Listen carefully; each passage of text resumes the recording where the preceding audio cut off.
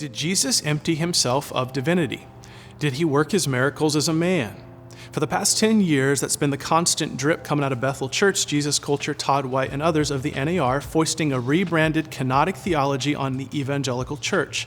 The simple idea is that Jesus became a man, did miracles as a man, and since Jesus did it as a man, so can you.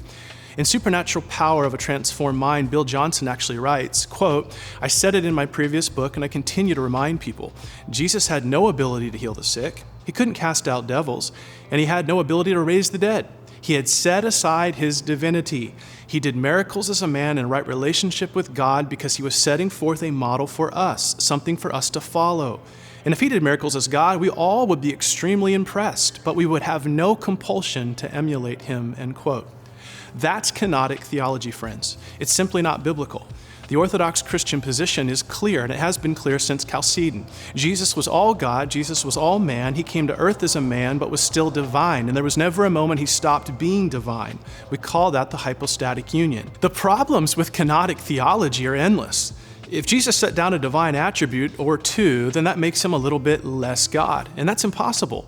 There's no such thing as a little bit less God. Even laying aside his omniscience, omnipresence, or omnipotence for a split second would mean a cessation of being God. And that would be a bummer for you and me. Anyone who's not all God can't fill the role of Savior. And if Jesus weren't always, every second, a member of the Trinity, coexisting and co-eternal and perfect, then his sacrifice on the cross is insufficient. And if he's not all God all the time, the cross is meaningless, and you and I, sadly, are headed to hell. So what did happen when Jesus came to earth? What does Philippians 2:7 mean? Well, it's right there in the text. He emptied himself, taking the form of a bondservant, being made in the likeness of men. Now listen to those words. The form of a servant made in the likeness of men, and even obedient to death.